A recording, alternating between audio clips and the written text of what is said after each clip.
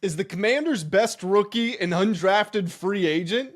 Is that the player who could be the one to save the team amid the Terry McLaurin holdout? Hello, everybody, and welcome back to the channel. If you are new here, then my name is Grant Mitchell. We are here to discuss the latest in breaking news revolving around the Washington Commanders. Today was day 2 of training camp, day 2 out on the practice field. We are going to be reacting to some of the headlines from that practice session, talking about a huge update with the stadium going back to the RFK site. Are we finally about to clear the final hurdle? We've got all of that coming up. But before I dive into it, guys, I got one quick job for you, and it's going to take you less than 5 seconds. Just scroll down to the bottom of your screen, hit the like button. It really helps me get out there into the YouTube algorithms. And if you like me, or you like the Commanders, or you're just excited that NFL football is back, then help me spread this video out to everybody. Also, as we go through things here, please go to the comments section. Let me know what your thoughts are. I'm not recording this just for my benefit. I want to know what you are thinking. I want us to really build this community and continue growing. You know, I would love to get to the point where we're hosting live sessions with people calling in, hopping on the screen with me, and making this a true community channel, not just my channel. So if you want to be a part of that, again, hit the like button, hit the subscribe button as well, so that you never miss out when I post daily, yes, daily videos. So the big story we're going to be talking about today is revolving around Jakori Brooks. Now, if you've not heard his name, that is because he is an undrafted free agent out of Louisville. He's a wide receiver, 6'2", 6'3". I've seen him listed everywhere 6'1" to 6'3". We're just going to call him 6'2". But however tall he is, he's tall enough to make some waves. Because this guy was earmarked as one of those players that a lot of college experts were surprised he didn't get drafted. It's like, hey, look out for where he goes. Oh, he went to Washington? Yeah, keep an eye on him because he might make a name for himself.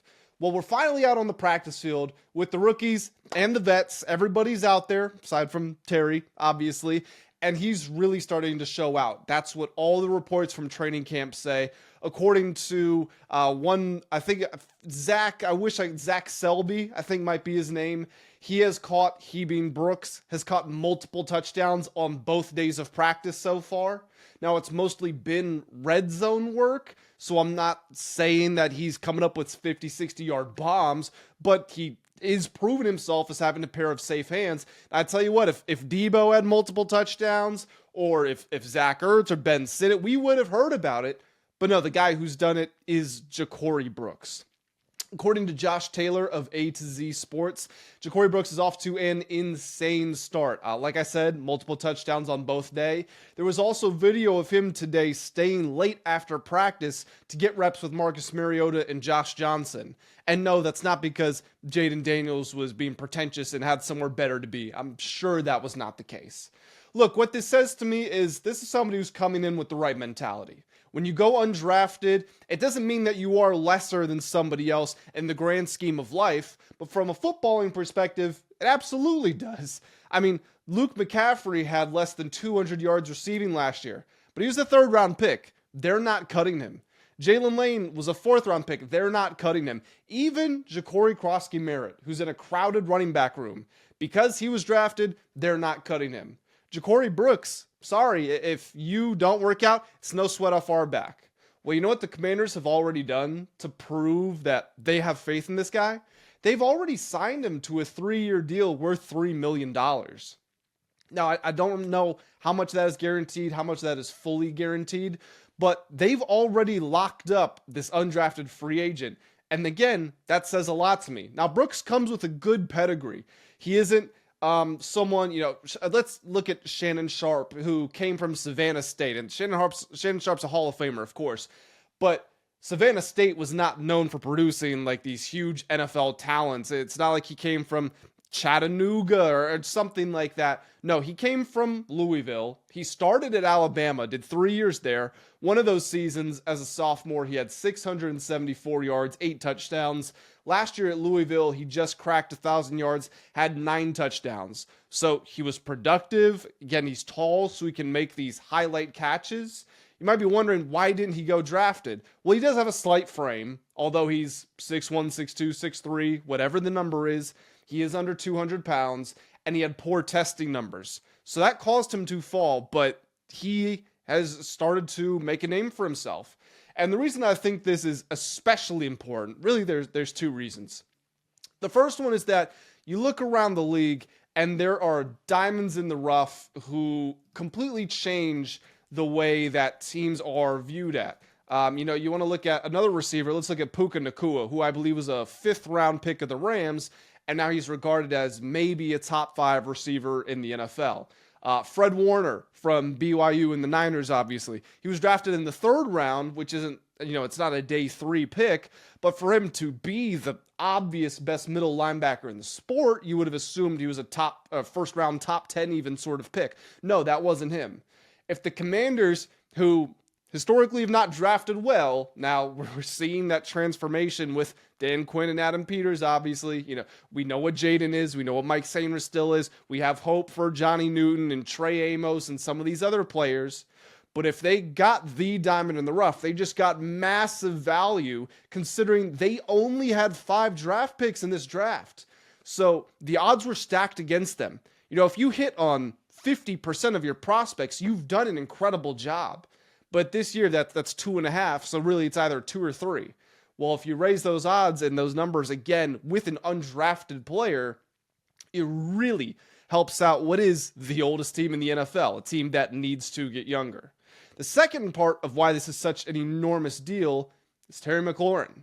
Now, I'm not saying that Jakori Brooks is going to be chasing Terry out of town, but there are 2 sides of the coin that we have to look at here. Number one, if Terry comes back, then and Jakori Brooks is this impact player. Now you have your legitimate Z, you have your legitimate X, and yet Debo can play the Z. Okay, so I'm not saying that they're screwed if Brooks doesn't work out when McLaurin comes back, but Debo's also versatile enough to go work into the slot. And I don't know if Brooks could go there, but maybe you try him there. Point being, you have 3 guys that you are fully confident in. And then you have draft picks like Luke McCaffrey and Jalen Lane, who you've got hope for. Noah Brown, is a solid veteran. Michael Gallup, maybe see what he has, how much juice he has left in the tank. You have options. But right now, as we look at this team and what we saw from them last year, we know that of those options, only one of them is a surefire guarantee, and that's Terry McLaurin. Debo, we'd like to think will make a positive impact, but there are those out there who say that he's getting old, he's slowing down, his body's breaking down, and we haven't seen what he offers in a Commander's uniform. So he's not a fully proven commodity either. The other way to look at this is maybe the Commanders don't come to a deal with Terry McLaurin. Well, Jakori Brooks is here, and we don't know how he slipped through the cracks, but we do know we signed him as a UDFA, and we've got him under contract for 3 years, and we're confident that he can be our X receiver. It's lofty ambitions, and I'm not saying Jakori Brooks will be Terry McLaurin in year 1, but if they go through this process and Terry refuses to bring his demand down to a level that's able to be agreeable with the Commanders, let's say Terry says, I will not go below $33 million per year. And the Commanders say, we cannot pay you that much. And we get to the end of the preseason, and this kid, Jakori Brooks, looked like he can be a 1,000-yard receiver, or at least close to it in year 1. They might just say, hey, Terry, look, it was a pleasure having you.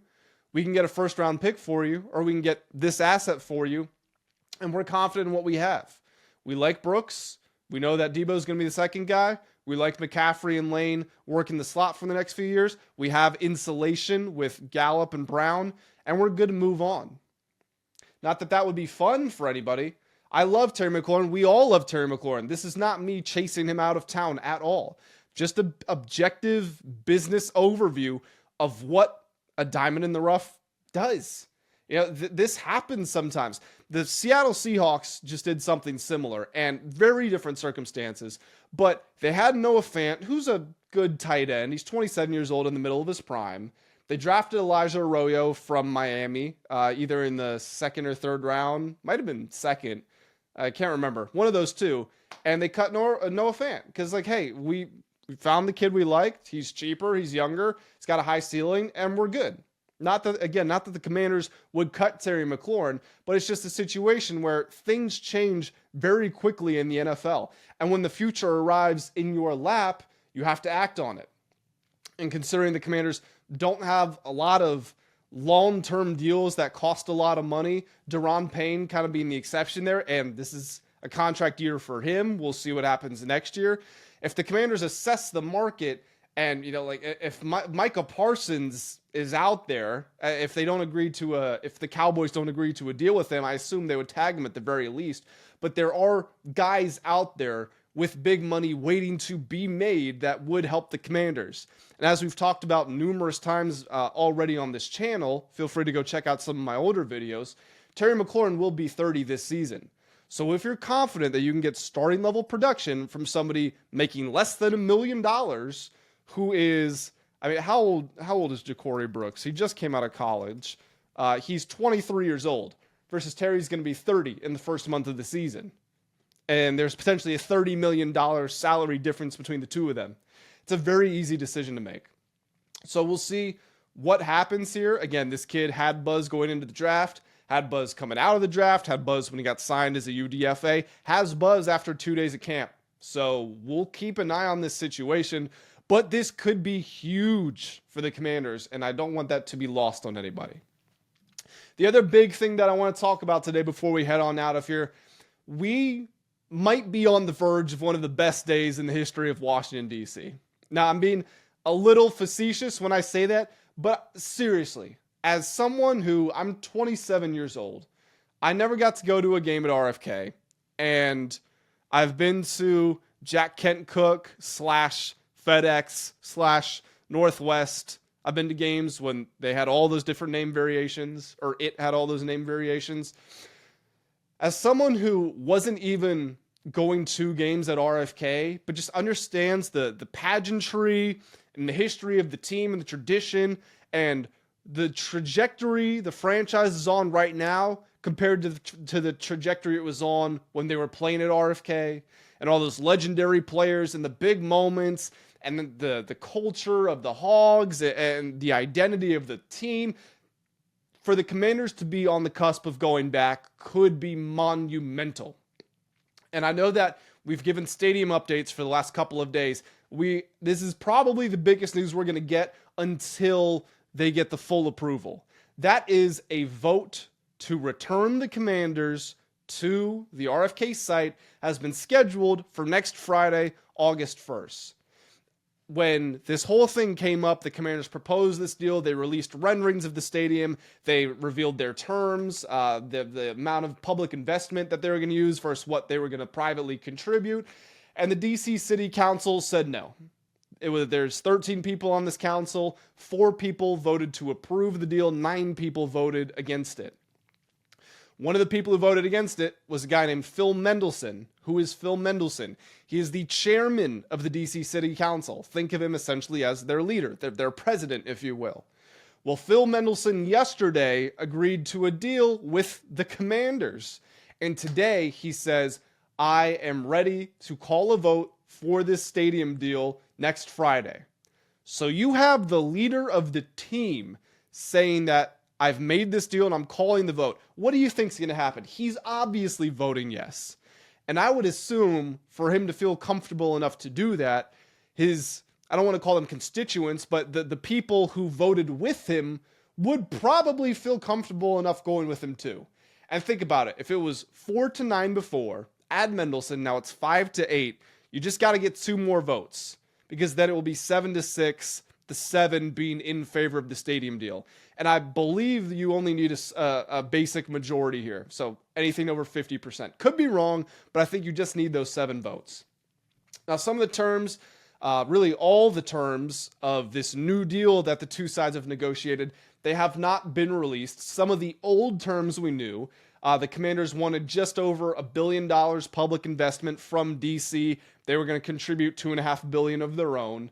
The city was not going to claim any revenue from parking or taxes directly related to the stadium. The Commanders said that there's going to be a huge economic stimulus with the surrounding areas, such as like bars and restaurants and hotels near the stadium. They said that would take care of it. I'm going to assume that DC is now going to get some of those tax revenues from the Commander Stadium. They're probably going to get some of this parking money, couple other changes in there. But the Commanders want this deal done, and they want it done fast. When they released those renderings, they said that it could open by 2030. You've got the FIFA Women's World Cup coming in 2031. Roger Goodell said that building a new stadium dramatically increases the chances of holding a Super Bowl. Maybe they get that in 2032. You know, they've already gotten the NFL draft in 2027. This has such a noticeable and quick domino effect that I fully believe this deal is getting done next Friday, and that's the final hurdle.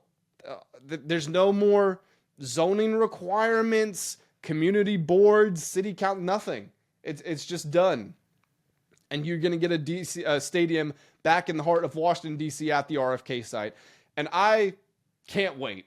As someone who lives 10, 15 minutes south of D.C., to just hop on the metro and be at the stadium in 20 minutes versus right now it's an hour and a half plus, and then I've got more than a mile walk uphill to the stadium.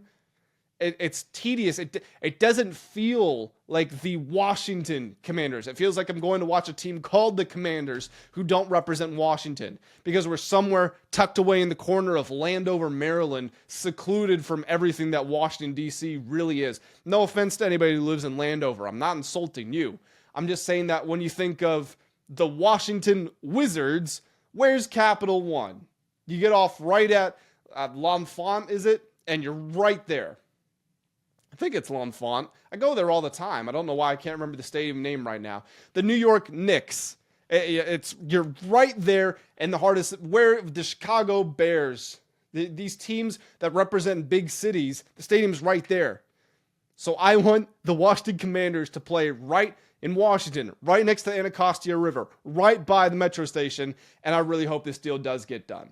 If you would like to be updated on the process as the stadium deal vote does happen next Friday, you want to stay in the loop on all the updates from practice along the way, hit the subscribe button. Again, I'm coming out with daily videos. Hit the like button if you did enjoy this. Jump in the comment section. Let me know what you think of the new stadium, what you think of Jakori Brooks. And as always, I will catch you all in the next one. Have a great day.